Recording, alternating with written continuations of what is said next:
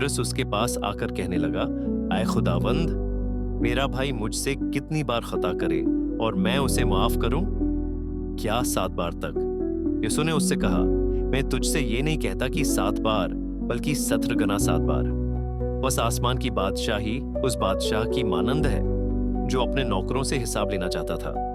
जब उसने हिसाब लेना शुरू किया तो एक शख्स उसके पास लाया गया जो उस पर 10,000 का कर्जदार था, और चूंकि वो अदा ना कर सका, उसके मालिक ने हुक्म दिया कि उसे उसकी बीवी, बच्चों और जो कुछ उसके पास है सबको बेचकर कर्ज अदा किया जाए।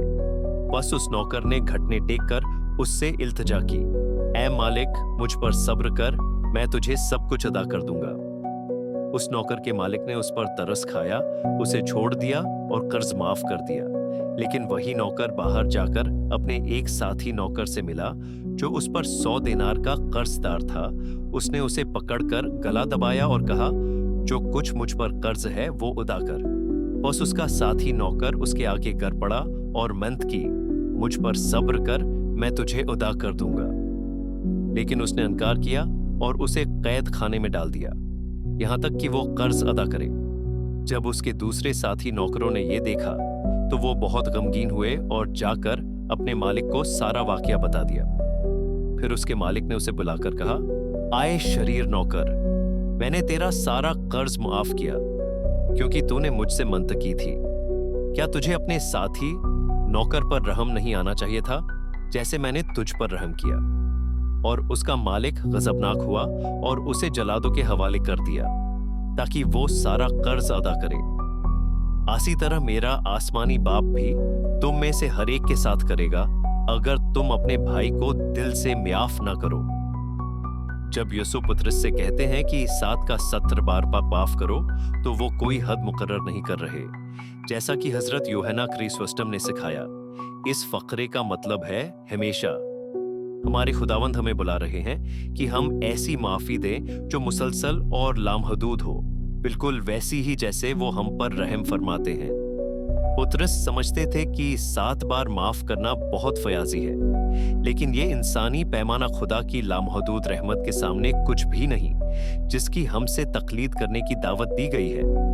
ये उसूल जबरदस्त अंदाज में उस तमसील में वाजे होता है जो बेरहिम नौकर की कहानी कहलाती है। एक बादशाह अपने नौकर का भारी कर्ज माफ करता है, लेकिन वही नौकर अपने एक साथी का मामूली सा कर्ज माफ करने से इनकार कर देता है। नतीजतन बादशाह उसका असल कर्ज वापस लागू कर देता है। पैगाम बिल्कुल वाज़ेह है, हमारे अजीम रूहानी कर्ज की माफी खुदा की तरफ से मशरूत है।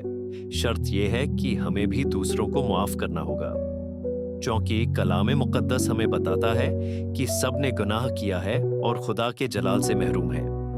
रोमियो 3:22। इसलिए हम में से कोई भी रहमत रोके रखने की पोजीशन में नहीं। माफी कोई अख्तियार नहीं, बल्कि हमारी अपनी निजात के लिए जरूरी है।